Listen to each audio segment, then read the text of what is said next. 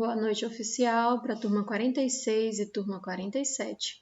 Vamos dar início à nossa primeira aula da disciplina de Ética e Bioética.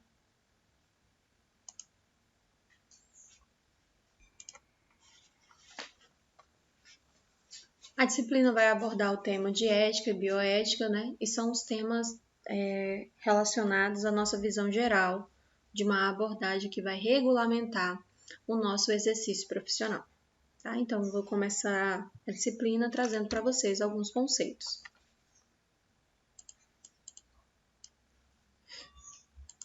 A gente tem aqui um conceito de ética, né, que ela deriva de um ramo da filosofia e é dedicado a todos os assuntos morais. Então, todos aqueles dilemas morais que a gente encontra diante as nossas adversidades nos pontões da vida vão estar ligados a dilemas éticos, né, que são assuntos morais. A palavra ela é derivada do grego e significa aquilo que pertence ao meu caráter. Sabemos que a formação de caráter ela é muito ampla e ela vai mudar de acordo com a cultura de cada profissional. Então, a gente não pode ficar à mercê da fundamentação do caráter de cada um dos profissionais. Para isso, foi criado um código e dentro desse código a gente tende a agir de uma maneira mais assertiva, né, nas ligações com o todo. Então, a ética vai ser aqui um conjunto de princípios morais que vão regir todos os nossos direitos e todos os nossos deveres enquanto profissional e que estão estabelecidos nos aceitos, né, dentro de uma época por uma determinada comunidade humana. Quem falou isso foi o Padilha, em 1995. Então, dentro da nossa comunidade aqui, puxando para a área da enfermagem, né, está dentro do nosso código de ética. Então, quando eu não sei como agir e aquele conflito, né, de uma situação polêmica dentro de uma atuação da enfermagem me coloca em confronto, eu tenho como recorrer às normas e rotinas da unidade que eu trabalho e também ao nosso código de ética que rege a nossa profissão como um todo. Tem uma outra citação aqui, ó. Segundo Boff, né, o Boff citou aqui de 89 até 98, ele falou o seguinte, que ética vem do grego e designa a morada humana. O ser humano separa uma parte do mundo para que ele possa se moldar de um jeito e ele constrói um abrigo protetor e permanente. Então, a ética para ele é como uma morada humana e não é algo pronto, é algo que vem sendo construído, né? Não dá para fazer de uma só vez. A ética vem ali como sendo a nossa morada e o ser humano ele está sempre se tornando habitável, né, dentro da casa que ele construiu para si. Então, ético significa ser, portanto, tudo aquilo que ajuda a se tornar melhor esse ambiente que a gente transita para que a nossa morada seja cada vez mais saudável, tanto materialmente sustentável, quanto psicologicamente integrada e espiritualmente fecunda. Então, não tem como separar um ser, né, desses princípios, né, da sua constituição filosófica enquanto ser humano. Então, a gente tem que estar ali com a nossa consciência ética, né? De uma maneira que ela seja sustentável, de uma maneira que estejamos psicologicamente bem com as nossas ações e espiritualmente ligados, né, a alguma das nossas dificuldades e adversidades. A ética vai abranger muitas áreas, gente. Ela pode ser aplicada de uma maneira, de uma vertente mais profissional, que é o nosso caso, né? Onde foram criados códigos de ética profissional que vão indicar como é que o indivíduo deve se comportar dentro do âmbito da sua profissão. Então, não precisa ficar preocupado, porque se a gente sabe que vamos agir de acordo com a espiritualidade, né? Então, a gente fica ali meio que preocupado. Como é que vai ser isso? Porque eu participo de uma denominação. O Luizinho participa de uma outra denominação. A Mariazinha de outra denominação. Então, a gente vai ficar perdido dentro de um mesmo plantão. Então, todos nós vamos recorrer ao Código de Ética dos Profissionais. Porque enquanto espírita, eu penso de uma forma. Enquanto protestante, eu penso de outra forma. Enquanto católico, eu penso de outra forma. Enquanto umbandista, eu penso de uma forma. Enquanto islâmico, eu penso de outra forma. Mas todos nós somos da enfermagem. Então, como é que vai funcionar isso? Todos nós vamos recorrer ao código de ética. Então, a gente tem ali como se nortear enquanto profissão. Então, a ética vai ser a cidadania e são dois dos conceitos que constituem uma base de uma sociedade próspera. Conjunto de leis, de regras e de deveres para que possamos todos trabalhar de uma forma mais harmônica. Tem uma discussão da ética, para um caráter mais dinâmico, tendo em vista que os valores são muito mutáveis e que eles acompanham a evolução histórica. E ele vai se encontrar ali, consubstanciado no contexto sociocultural. Então, quanto mais a sociedade evolui, mais, esse conjunto de regras ele vai se dilatando, ele vai ali se aprimorando, absorvendo, integrando ou até excluindo. Temos também um contexto político e um contexto econômico, sendo que em as nossas relações diárias, assim, o homem sempre está se confrontando com a necessidade que está dentro dele, intrínseca, de pautar o seu comportamento nas normas das sociedades que foram estabelecidas e entendidas como obrigatórias. Então, é por isso que a gente tende a cumprir as regras para que a gente possa conviver bem numa sociedade, como, por exemplo, não invadir a propriedade do outro, não matar, não roubar, não traficar, São situações que a sociedade implementou ali dizendo que isso é errado. E se eu descumpro essas normas obrigatórias, eu estou descumprindo com a lei. Então, teoricamente, eu não estou sendo ético com a minha sociedade. Na nossa profissão, a mesma coisa. Existem algumas proibições que, se a gente descumpre essa regra, a gente vai estar cometendo ali algum crime. Então, dentro da ética, a gente tem um conceito de moral ou de moralidade, que vai ser o quê? O conjunto de regras e princípios e valores que vão determinar as nossas condutas.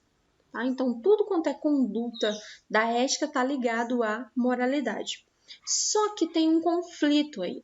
Porque o que é moral para mim não é moral para o outro colega. Então, todos nós vamos ter que recorrer ao código de ética que norteia a nossa profissão. Fora do meio profissional, eu tenho outras regras, que eu tenho que respeitar para que eu possa ser inserida naquele meio. Por exemplo, tem as regras gerais da sociedade, tem as regras gerais da minha profissão, tem as regras gerais do meu meio religioso, tem as regras gerais da minha comunidade, tem as regras gerais da escola que o meu filho frequenta, da escola que eu frequento, Então, todo lugar tem um conjunto de regras para que a gente possa conviver de forma harmônica, zelando sempre pelo bem de todos e pelo nosso também. Tem um outro princípio que é a liberdade. Esses aqui são os princípios da ética, tá? Então, a gente já falou da moral e agora a gente está chegando na liberdade. A liberdade vai ser a expressão de uma necessidade que o ser humano tem em poder se tornar pessoa. Então, para eu me tornar pessoa, eu tenho que colocar aquilo que eu penso, Eu tenho que vivenciar aquilo que eu acredito ser o certo para mim. Então, a liberdade reside na própria atitude do homem em se assumir e assumir o processo de realizar-se. Tá? Então, se eu acredito... Por exemplo, vamos entrar aqui no conflito da vacina. Se eu acredito que a vacina faz bem, que a vacina é uma esperança, que a vacina vai me proteger contra esse vírus e que a pandemia vai acabar quando toda a população estiver vacinada. Eu tenho a liberdade, de defender essa premissa. Mas eu não posso esquecer que o lado contrário também tem a liberdade de se colocar. E aí, o que eu tenho que fazer enquanto profissional da área da saúde? Eu não posso, de maneira nenhuma, levantar bandeiras que vão de confronto com a ciência.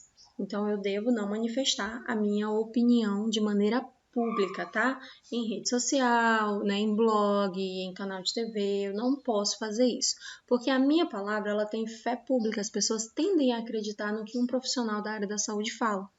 E eu não posso ser responsável pela decisão da não aceitação da vacina de algumas pessoas. Tudo que envolve saúde pública, tá? Se eu for contrária, eu não posso expressar a minha opinião, porque eu vou estar trazendo ali para o meu lado, uma classe que já estava receosa, que não tem condições, né, científicas de escolher um lado e acaba tendendo para um lado que pode estar se prejudicando. Então, a nossa liberdade, vez ou outra, ela é tolhida pela necessidade que a gente tem de proteger os seres humanos de uma situação indesejada. A gente sofre muito aí com a questão das fake news, né? Vez ou outra a gente é confrontado com ela. Um outro princípio da ética é a consciência, tá? A consciência moral vai se manifestar antes de tudo na capacidade para deliberar diante das alternativas possíveis. Então vai estar aqui, ó, decidindo e escolhendo uma delas antes de lançar-se na ação. Quando eu comentei com vocês a questão do aborto e eu pedi a opinião de vocês naquele caso, né, que a gente está trabalhando, naquele estudo de caso da menina de 10 anos, eu quero que vocês tomem consciência dos fatos. E aí, quando vocês forem confrontados com uma situação como essa, que vocês tenham condição consciencial de escolher um lado. Tá? Seja esse um lado de que vai participar da ação, ou seja esse o lado de que não é favorável para você, que vai de confronto com seus interesses pessoais, com a sua formação de caráter, com a sua formação ética, com a sua formação moral, ok? Só que antes da ação, a gente já tem que ter consciência dela. Então, eu gostaria que vocês, a partir de agora, começassem a exercitar a consciência de vocês para se entender, né? Para se observar enquanto pessoa e observar quais seriam as suas atitudes antes de fazer. Porque sabe aquela história dos 5 minutos de besteira? Depois que faz, não tem mais como voltar atrás. Então, o ideal seria que você analisasse o cenário antes. E muitas vezes a gente não tem esse tempo, né? A gente é pego ali de surpresa com uma situação que nos confronta. Após a consciência, nós temos os valores. E os valores, eles são os fundamentos motores para o nosso agir. Né? A gente toma consciência da situação e busca dentro dos nossos valores, né? E esses valores vão dar a dinâmica do meu agir. Então, as nossas ações, os nossos objetivos são sempre voltados em cima dos valores que nós temos. Freud, ele colocou que a formação da personalidade, do caráter, os valores, o moral e a ética é inserido no ser humano até os 7 anos de idade. Depois dos 7 anos de idade, ele começa a aplicar todas as habilidades que ele recebeu. Então, a gente tem ali uma necessidade de colocar o máximo de informações possíveis numa criança. Então, quando a gente vai entender ali, né, de formação de personalidade, é muito comum a gente entender um pouquinho do jardim de infância, porque é lá que a gente aprende as regras da vida. Por exemplo, respeitar a vez do colega, né? Pedir licença, por favor, obrigada, respeitar as regras ali de convivência gerais. Então, o nosso primeiro contato com cidadania. Então, esses nossos valores, na sociedade brasileira, geralmente, tá, vai estar pautada nos valores familiar. E esse valor familiar, ele está embasado no conhecimento teológico, fundamentado, né, dentro do nosso conhecimento do cristianismo, hinduísmo, né, da religião aí que você professa. A maioria das famílias no Brasil tem a sua consciência moral e os seus valores pautados no conhecimento teológico. O Código de Ética dos Profissionais de Enfermagem, ele vai centrar em todos os aspectos comportamentais e quais são as implicações legais, né, na prática de tais riscos aí. Então, dependendo da situação, como que a gente tem que agir, se nós não agirmos dentro daquela situação, né, da maneira que o Código de Ética determinou, a gente está cometendo aí um crime, estamos passivos a uma penalização. Então, dentro dele vai estar reunido todas as normas, todos os princípios, todos os direitos e todos os deveres pertinentes à conduta ética que deverá ser absorvida por todos os profissionais de enfermagem. Essa disciplina é uma disciplina em que você tem que tomar conhecimento do Código de Ética dos Profissionais. Lá dentro tem um monte de leis, né, que determinam os nossos direitos, os nossos deveres, todos os princípios que a gente tem que abordar enquanto enfermagem. Então, é inadmissível um profissional dizer que não sabia. tá? Porque a gente deve tomar conhecimento. E quando a gente entra, né, eu sempre brinco que a enfermagem é um quartel. Quando a gente entra no quartel, somos soldados que devemos ser obedientes. Obedientes a quem? Ao nosso código de ética, que norteia todas as nossas condutas enquanto profissional.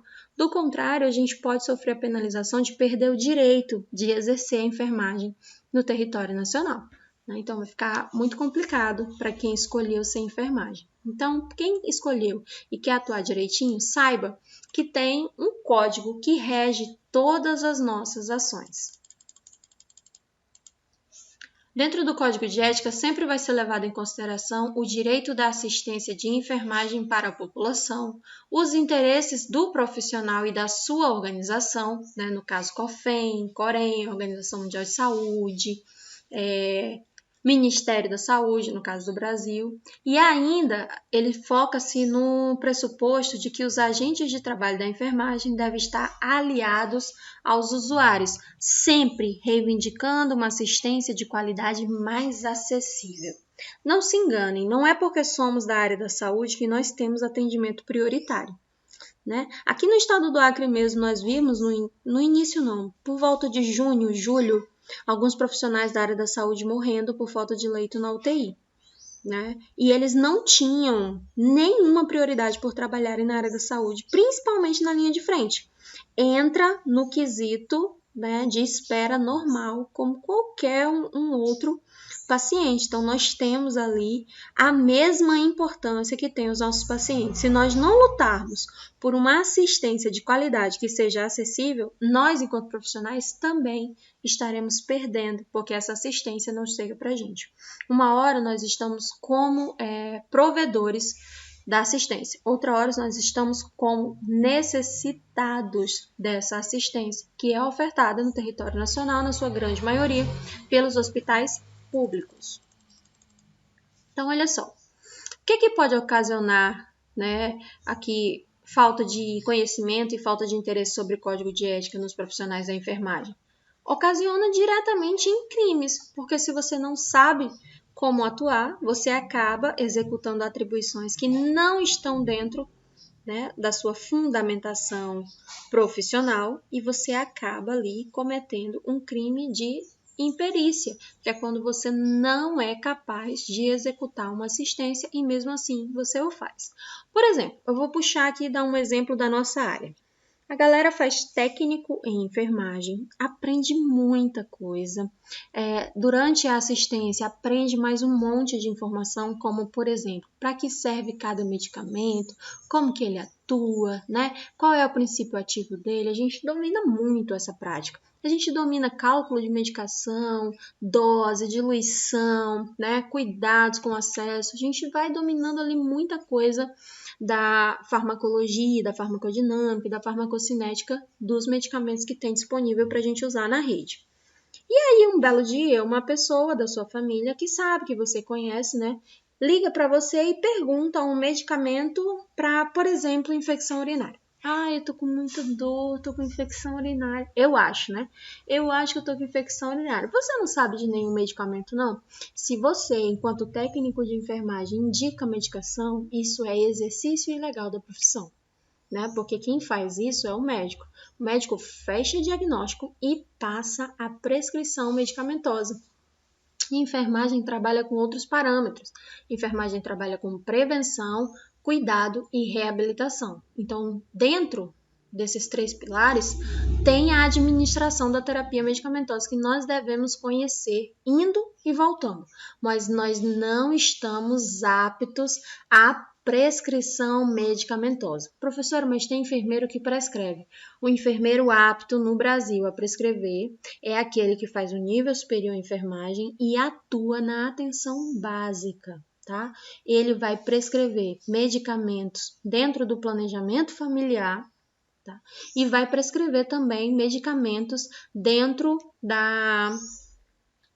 do controle da gravidez dos pacientes e também para a prevenção das doenças, né, sexualmente transmissíveis ou até mesmo de uma infecção já instalada. É o enfermeiro do posto de saúde que trabalha com um desses programas.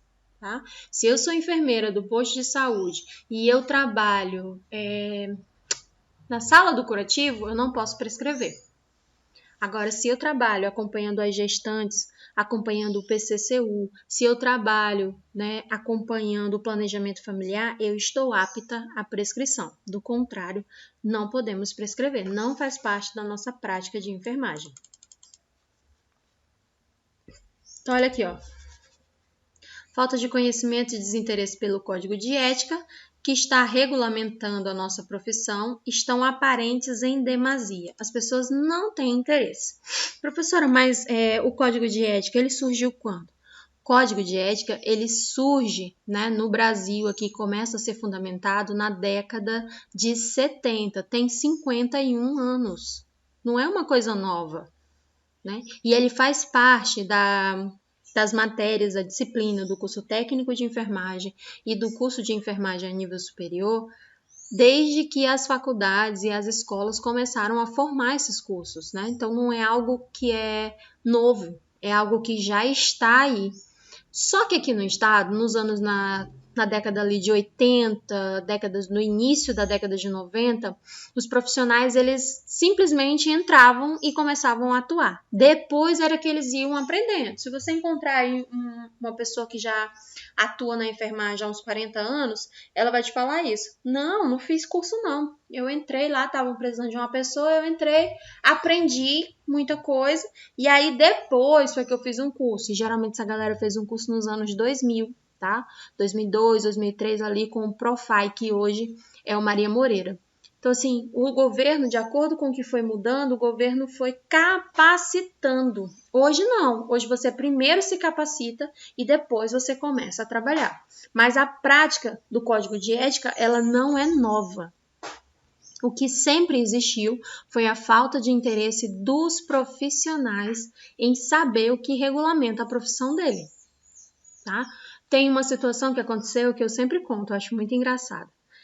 Eu fiz o curso técnico de enfermagem e aí passaram para mim que fazer um procedimento de lavagem retal, que a gente chama de flit enema, era atribuição do técnico de enfermagem. E aí, sempre que eu pegava o paciente constipado, que tinha que fazer essa lavagem retal, aquilo me trazia muito desconforto. E eu falava assim para mim, no dia que eu terminar a faculdade de enfermagem, nunca mais eu vou fazer esse procedimento. E aí, terminei a faculdade de enfermagem, fui para o meu primeiro plantão como enfermeira, e lá, no primeiro plantão, chegou um paciente para fazer a lavagem retal. E aí a técnica do setor falou, enfermeira, tá tudo pronto para você ir lá fazer a lavagem retal. Aí eu falei, não, mas quem faz é o técnico. Ela falou, não, quem faz é o enfermeiro. Eu falei, claro que não, é o técnico, sempre foi. Ela falou, não, sempre foi o enfermeiro. Daí eu falei, pensei assim, ela não sabe fazer e quer que eu ensine. Aí eu falei, tudo bem, eu vou lá, eu vou fazer uma vez para você ver e nas próximas você faz. Aí ela riu e falou assim, não, tudo bem. Daí eu fui lá, fiz o procedimento e fiquei injuriada com aquilo e fui na coordenação de enfermagem desse setor que eu estava trabalhando. E aí ela falou assim, não, amiga, a coordenadora, Não, sempre foi um enfermeiro. Eu falei, claro que não, eu aprendi que era o técnico. Ela falou, não, sempre foi um enfermeiro. Aí ela baixou a portaria, imprimiu e me entregou. Quer dizer, por falta de eu conhecer, quais os procedimentos de cada profissão, eu acabei executando várias vezes um procedimento sem a devida habilidade, sem o devido conhecimento. Hoje, quando eu vou fazer um flit enema, eu tenho muito mais cuidado do que quando eu tinha lá atrás, quando eu aprendi a executar a técnica. Então, eu aprendi a técnica, mas eu não aprendi o porquê da técnica. O porquê da técnica eu aprendi durante o curso de nível superior. E é um procedimento invasivo, então quem faz é o enfermeiro. Então, tem um monte de procedimento que o técnico de enfermagem faz, só que não está dentro da regulamentação dos procedimentos que o técnico de enfermagem pode executar. Mais a punção na jugular, um acesso venoso periférico que a gente faz no pescoço, tá? Não é atribuição do técnico de enfermagem. Vocês vão ver um monte de técnico de enfermagem fazendo. E a maioria deles nem sabe que não é atribuição dele. Então, a partir desse momento que aconteceu essa situação comigo, toda vez que eu tenho dúvida, eu corro dentro do site do Corém, dentro do site do COFEM, e eu busco o máximo de informação possível sobre aquela prática dentro da minha profissão, para que eu possa entregar para o meu paciente uma assistência de qualidade. Então, quando eu não sei, isso pode me criar aqui, inúmeros problemas. E é claro que toda técnica é importante para a construção de um profissional. Embora ainda, né, essa situação de buscar as informações esteja ganhando espaço, mas o conhecimento do seu respectivo código de ética ainda está longe de ser uma obrigação curricular, né? Se a gente observar, todo profissional da área da saúde deveria dominar o código de ética, mas a maioria deles não domina, só quando se confronta com uma situação. Então vamos lá. Vale lembrar que qualquer desobediência às determinações do Código de Ética está passível de processo. Portanto, o profissional de enfermagem deve atentar para as principais complicações e infrações que posteriormente poderão comprometer o seu registro profissional. Vamos ter uma aula só sobre as penalizações, mas de antemão eu gosto sempre de falar que tem uma penalização que eu acho muito complicado, que é a penalização da censura pública, né? Que é quando a sua foto sai em todos os jornais da cidade, em todos os veículos de comunicação e embaixo o crime que você cometeu. Daí eu acho que das penalizações, essa é a que eu não quero ter na minha carteira de jeito nenhum. Eu corro dessa penalização, porque eu acho que eu não conseguiria sobreviver a uma situação dessa a nível profissional. Então, olha só, não basta conhecer o código de ética, nós temos que assimilar, fazer o amadurecimento e a utilização de tais normas, porque elas são fundamentais para o aparecimento de um pensamento mais ético, que vai ser o resultado da evolução profissional e de uma profunda humanização. O Brasil começou a falar em humanização no ano de 2003 com o ministro José Serra. Ele era então ministro da Saúde e ele desenvolveu o Plano Nacional da Política de Humanização. A partir daí surgiram várias outras políticas maravilhosas que a gente comunga da ideia até hoje, como por exemplo o acompanhante, né, de pacientes idosos e acompanhante do paciente da pediatria, que antes não tinha. O acompanhamento da mulher durante o trabalho de parto, né? Antes a mulher tinha o bebê sozinha na unidade, o bebê era tirado e levado para o berçário. Hoje em dia não, a mulher tem o bebê ali acompanhado de uma pessoa que passa segurança para ela, o bebê fica em cima dela, né, na primeira hora, e depois eles vão para o alojamento conjunto. Então essa mãe não se separa mais desse bebê. Isso tudo está dentro da política de humanização, né, que a gente começou a trabalhar aqui no Brasil apenas em 2003. Em 2003 foi desenvolvido. A implantação ela começou mais tarde. Aqui no Acre, o primeiro hospital, né, que trabalhou a política nacional de humanização de uma maneira ativa e entregou resultados positivos para a sociedade, foi o Hospital Bárbara Heliodoro. E ele só conseguiu fazer isso depois que ele passou pela reforma, e ele conseguiu entregar isso a partir do ano de 2009. Tá? E foi o primeiro aqui no estado. Depois, o Hospital das Clínicas passou por uma reforma e a gente conseguiu também entregar o princípio de humanização. Tinha lá os verdinhos do Posso Ajudar, né? O caminho do hospital era todo esclarecido por faixas, né? Acima, assim, a gente tem as placas que orientam onde fica cada setor, então facilitou muito a nossa vida. Acabou com a fila do lado de fora, daquelas madrugadas intermináveis para conseguir uma ficha. Hoje em dia você consegue fazendo um agendamento, né? Leva no posto de saúde, faz o agendamento e fica em casa esperando. Ah, professora, mas demora 3 meses. Mas antes você ia para a fila, ficava a madrugada inteira exposta, né, a algum tipo de crime, exposta à ação do tempo, e não era garantido que você ia conseguir a consulta naquele dia, porque muitas das vezes você não conseguia a ficha, então você tinha que voltar na madrugada seguinte. Né? Então agora a gente não precisa mais passar por isso, agora é tudo dentro de um sistema. Então, a meu ver, melhorou sim. O pensamento ético, né, ele gerencia todas as nossas ações de uma maneira automática. Então, ele vai impedir a gente de cometer qualquer infração perante o nosso código de ética, né, que nesse caso, o código dos profissionais de enfermagem. Então, ele vai se tornar aí, os profissionais vão se tornar pessoas melhores, respeitando mais o ser humano. A gente começa ali a entender um pouco mais de respeito ao próximo. Agora, a gente trabalhou todos os princípios da ética. Vamos chegar na bioética, tá? A bioética ela é a ética da vida, é a ciência da saúde, do meio ambiente e é uma reflexão que a gente faz de uma maneira multiprofissional. Então, ela vai relacionar ali todos os diversos campos em que a saúde está atuando. Nela, a gente vai participar de maneira ativamente, né, do conhecimento filosófico, teológico, sociológico, antropólogo, jurista, religioso, médico, biológico, executivos e o conhecimento aqui da enfermagem. Então, a sua respectiva autonomia dentro da bioética, né, ela é humana e tende a ver a pessoa na sua globalidade. Quando a gente atua na bioética, com os princípios da bioética, a gente tende a entender o ser humano como um todo, uma composição do que ele é e do que ele acredita. Então, a gente não pensa mais na doença, a gente voltou os nossos olhares dentro da bioética para a pessoa que está sofrendo alguma comorbidade.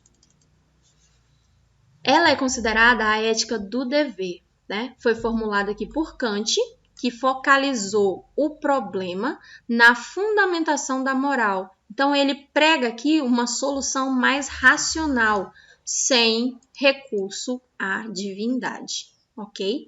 Difícil, né, para a nossa população, para a nossa formação de caráter, que geralmente está embasado ali no conhecimento filosófico. Mas, segundo Kant, é possível e necessário. Então, para Kant, a autocerteza da consciência moral vai ser sempre alcançada por meio da obrigatoriedade do dever.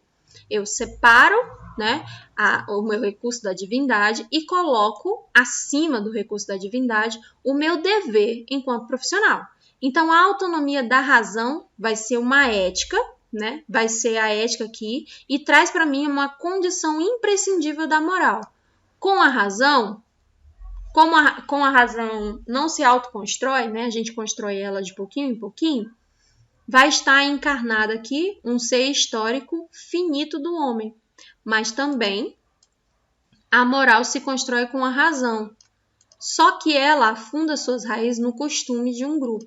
Então, é muito comum que a gente esteja sempre buscando pessoas que pensem da mesma forma que a gente, para que possamos trabalhar de uma maneira mais, digamos assim, consciente da situação.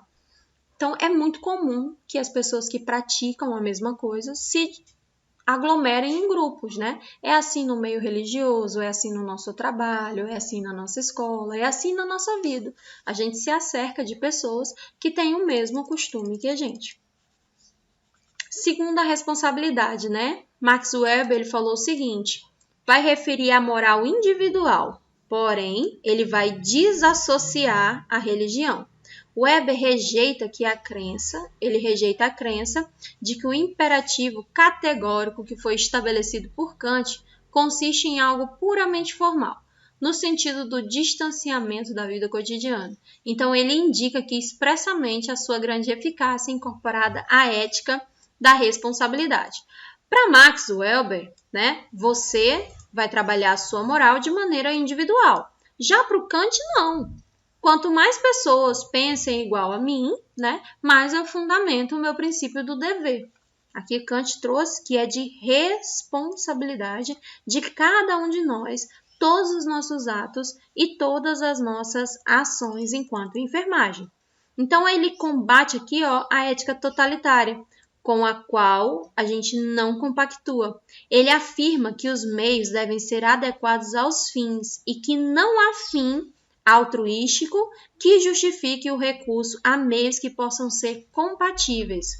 Concluindo, ele disse o seguinte, sob todas as circunstâncias, são os meios que vão definir os fins, né? Então, a gente tem que estar sempre atento à nossa conduta, do início ao fim do processo, porque a gente não pode justificar, né, a nossa conduta no percurso. A gente já tem que analisar a cena e trabalhar, né, aquele princípio dentro da nossa fundamentação profissional. E eu tenho também a ética do discurso, que se configura não apenas nos efeitos colaterais acumulativos, né, quais são os desencadeados pela ação do homem na natureza, mas também com o ceticismo e ao relativismo generalizado, que vão declarar aqui, impossível fundamentar qualquer tipo de norma ou de objetivo válido num mundo globalizado e fragmentado, onde vai predominar a racionalidade tecnológica. A gente está passando aqui por uma situação muito complicada, né? Tem até uma CPI agora para investigar essa questão da fake news, que é quando a pessoa ela é manipulada pelo discurso de outra pessoa. Então, ela não busca mais a informação, ela busca alguém que disse. E da forma como é passada, ela emprega verdade naquilo. A nossa profissão ela trabalha muito com o convencimento das pessoas. A gente trabalha ali com o enfrentamento direto, com a prevenção, então a gente trabalha com políticas preventivas, né? A gente trabalha muito com a ética do discurso. Por isso que a gente tem que ter muita atenção naquilo que a gente vai falar, porque do contrário a gente pode estar levando ali uma pessoa a cometer algum ato que vai colocar a sua saúde, vai comprometer diretamente a sua saúde, né? Por uma falta ali de uma filtragem melhor na informação que nós, profissionais da saúde, passamos para os nossos clientes. Então, tem aqui um dilema, né? O dilema de entender uma mudança nos valores que foram angariados na nossa cultura, como são os valores referentes à saúde, né? Os valores referentes à vida, os valores referentes à morte, procurando sempre permitir o avanço tecnológico e científico nesse campo, sem ultrapassar os princípios básicos da sociedade, né? E a partir daí, vamos constituir uma preocupação maior com a bioética. Agora vocês observaram que está saindo muito nas redes sociais aquele filminho com o coelho, né? O Ralph lá. Então, a bioética se preocupa com isso também, porque o coelho só passa por aquela situação dentro de um laboratório porque a população gosta, né, de utilizar alguns produtos. E para que esse produto chegue até a prateleira do supermercado, né, até as lojas, para que o consumidor final possa lançar-se em mão sem representar nenhum risco, ele precisa ser testado em animais. É uma das fases das pesquisas científicas, né? O teste clínico. E esse teste clínico ele pode ser elaborado com humanos ou com animais. Aqui no Brasil, geralmente, ele é realizado com animais. E só na fase 3 é que ele é aplicado nos humanos. E a partir daí é relacionado se aquilo é benéfico ou maléfico, né, para a sociedade como um todo. Então, esse dilema aqui, a gente fica sempre ali, né, preocupado com essa situação. Então, na interface de práticas da saúde, surgiu lá nos Estados Unidos, na década de 70, a bioética, em que ela vai se preocupar com o seguinte, em disciplinar as práticas assistenciais no campo da saúde, estabelecendo 4 princípios fundamentais. O primeiro princípio é o princípio da autonomia, que é quando o paciente escolhe se vai se submeter a um tratamento experimental, quando o paciente escolhe se vai se submeter qualquer tipo de tratamento e quando eu dou ao paciente o direito da escolha. Por exemplo, agora, né, no Brasil, foi lançado a vacina. Então, eu, enquanto profissional da área da saúde, vou falar todos os benefícios da vacina. Se o paciente olhar para mim e falar que não quer, eu tenho a obrigação de expor para ele todos os contras daquela situação. Mas eu não posso obrigar o paciente a tomar. Isso é autonomia. Quando eu entrego para o paciente todas as situações, né, que vão acontecer e eu entrego a ele o poder da escolha. Como também o paciente está enfrentando uma patologia grave e aí, em caso, né, de agravamento que ele não consiga mais respirar ou que o coração pare de bater, ele tem a opção de escolher se ele vai ser reanimado ou não. Também dou ali o princípio da autonomia para o paciente. Uma outra situação que pode ser colocada, quando o paciente descobre alguma patologia e o tratamento, né, vai trazer malefícios para ele. Digamos que descobriu um tumor e se operar, ele tem risco de morrer, e se ele não tratar, ele tem chances de morrer também. Então, a gente explica todo o procedimento para o paciente, explica todas as possíveis complicações e entrega ao paciente o direito de escolha.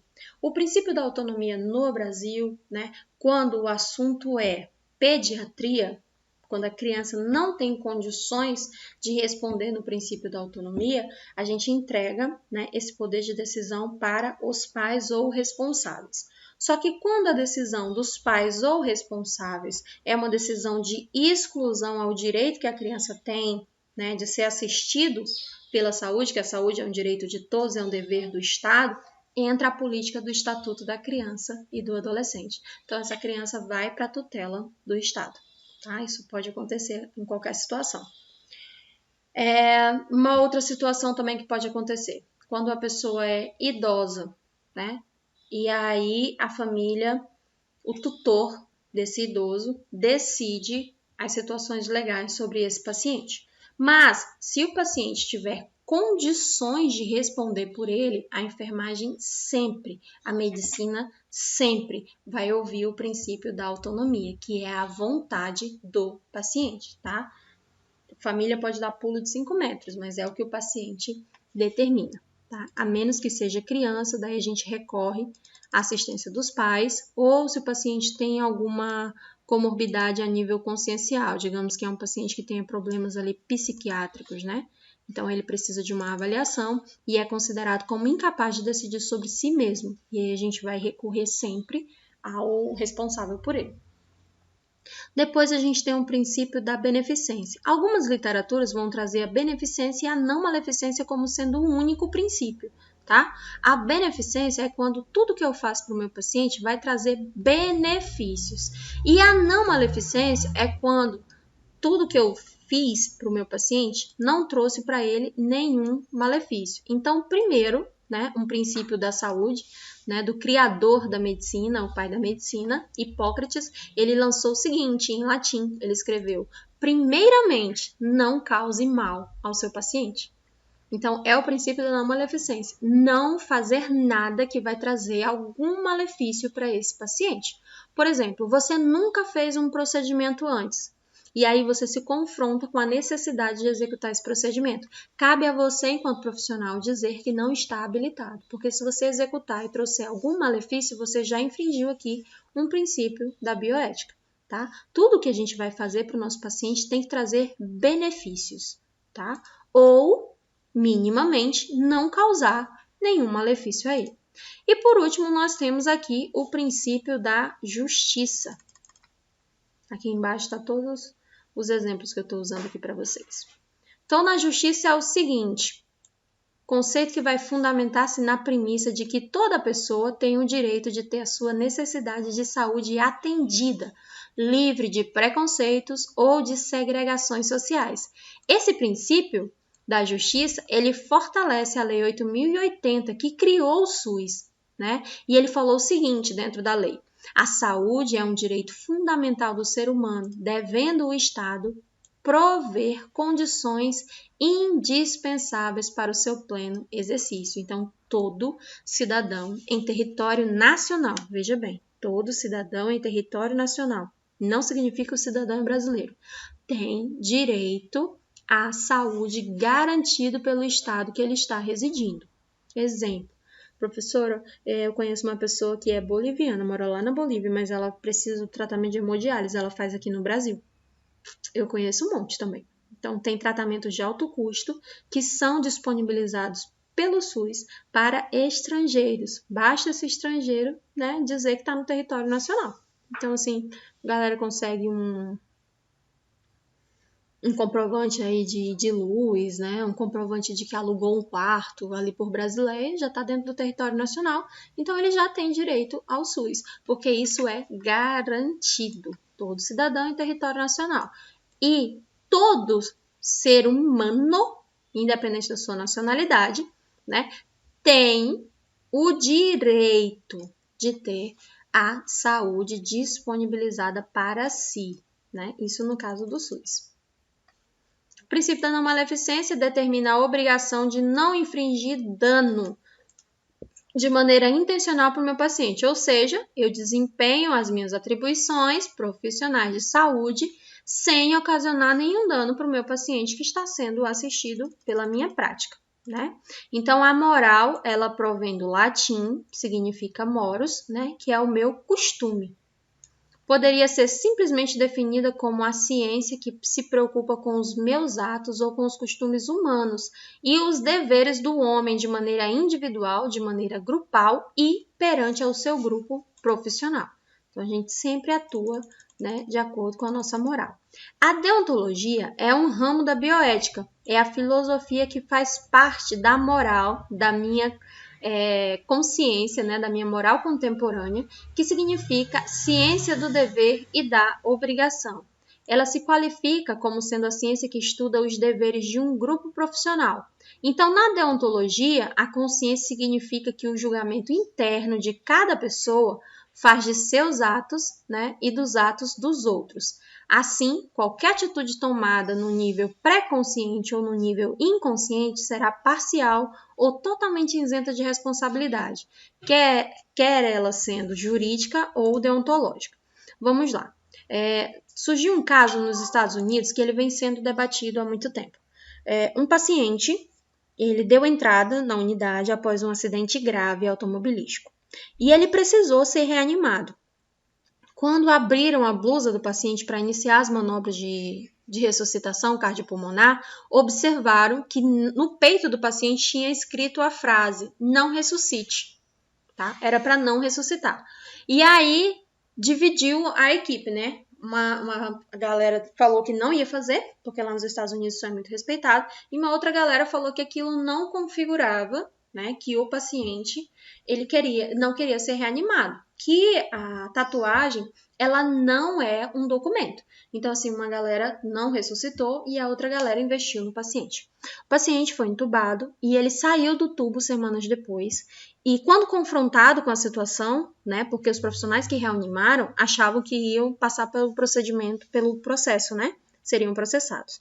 Quando esse paciente voltou, ele falou que aquela tatuagem era uma brincadeira, que ele tinha perdido uma aposta e que a penalização dele por perder a aposta teria sido a tatuagem. A tatuagem era muito grande, né? Então, assim, ele não levantou nenhum processo contra aquela equipe. E a partir daquele momento, ficou determinado que tatuagem não pode ser considerada, né, como sendo um atributo direto para a tomada de decisão da equipe. Então, o que é que a gente tem que respeitar a decisão legal do paciente? Quando ele deixa por escrito. Se estiver por escrito, a gente tem que respeitar o princípio da autonomia, que é a necessidade daquele paciente de não receber nenhum tipo de intervenção caso a doença siga o curso natural. Então, dentro da deontologia, a gente se preocupa com essas questões, né? É o que o paciente quer, a forma como ele quer.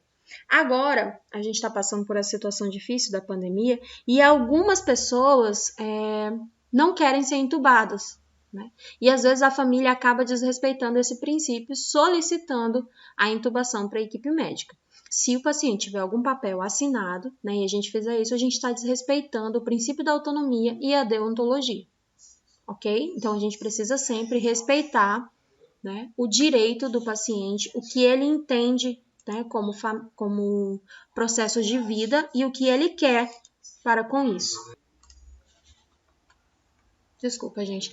Então, a deontologia ela vai se preocupar, né, com essa necessidade que o paciente tem de ter os seus direitos de vida guardados. Vamos trazer um caso aqui um tanto quanto polêmico, que é a situação de uma religião que não permite a hemotransfusão.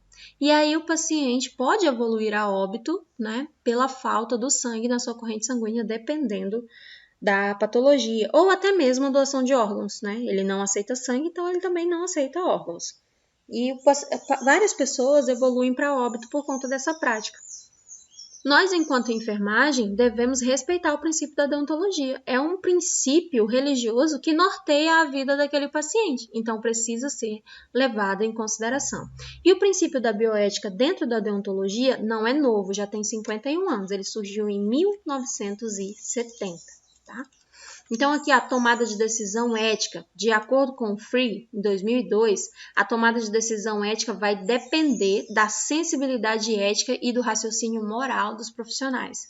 Então, essa sensibilidade ética do profissional enfermeiro ou profissional da enfermagem sofre uma influência direta com relação à cultura desse profissional, com relação à religião desse profissional, com relação à educação desse profissional e principalmente sobre as experiências pessoais. Aí lembra lá no início do texto, né, que o psicólogo explicou que a ética ela vai mudar de acordo com a cultura que eu estou sendo inserida, né, que ela não é algo que é pronta, que ela é cíclica, que ela vai mudando de acordo com o que eu vou conhecendo e observando. Então é muito natural que o que você pensava 10 anos atrás seja completamente diferente do que você pensa hoje. Eu ingressei na enfermagem, eu tinha 16 anos de idade.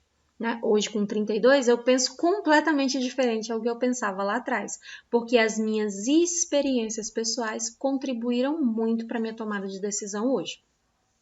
Então, esse raciocínio moral aqui, ó, vai ser a nossa habilidade de reconhecer e de determinar o que deve ser feito ou o que não deve ser feito dentro de uma situação particular, como essa que a gente está trabalhando aí no estudo de caso de vocês.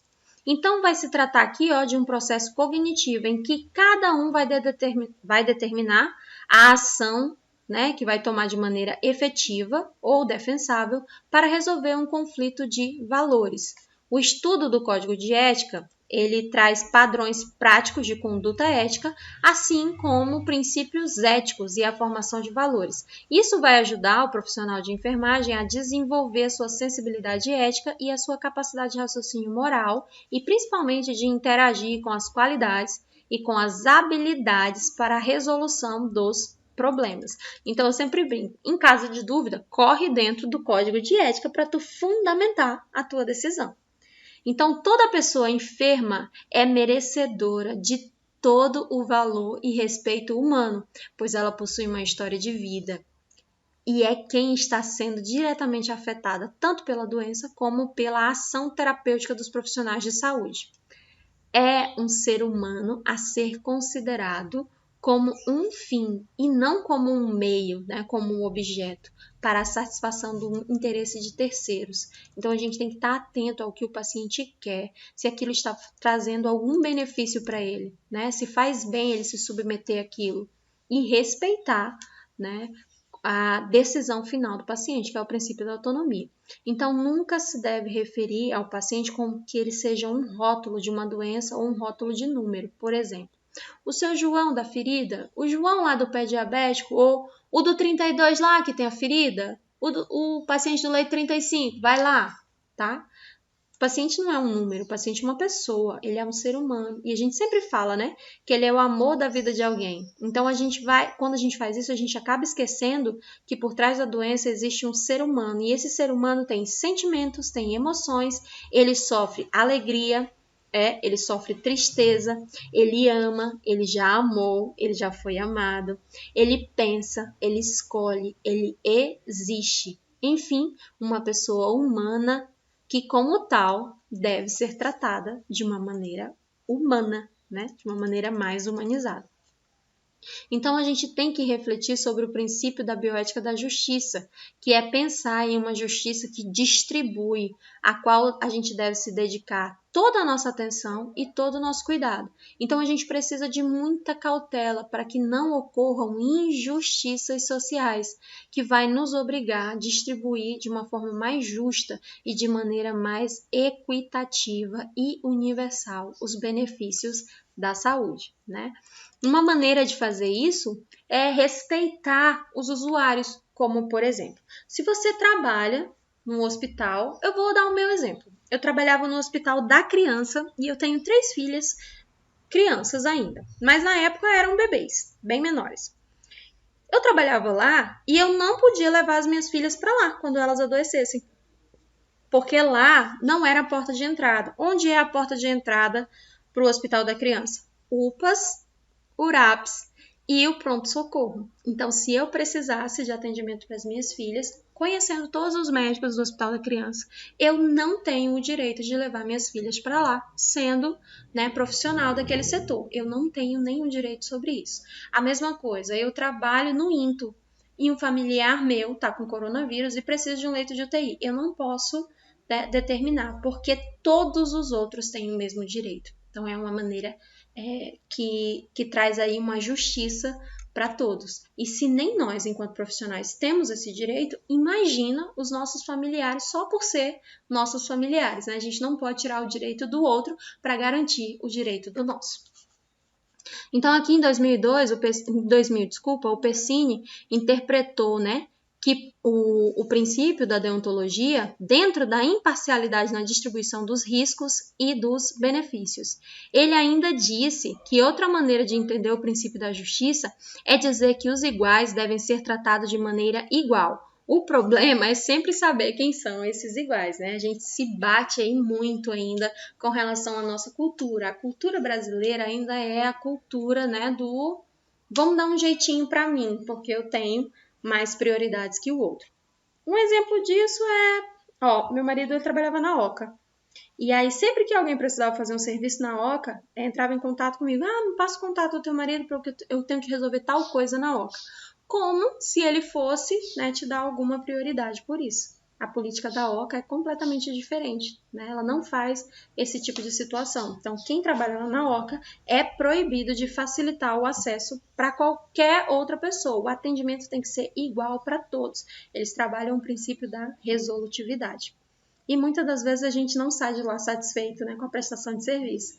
Hoje, com a terceirização da saúde aqui em alguns hospitais, a gente observa regras restritas e específicas, né, dentro das unidades, como, por exemplo, você não pode passar a informação do quadro geral dos pacientes para os familiares. Tá? Isso é inadmissível dentro do princípio da deontologia, é desrespeitoso.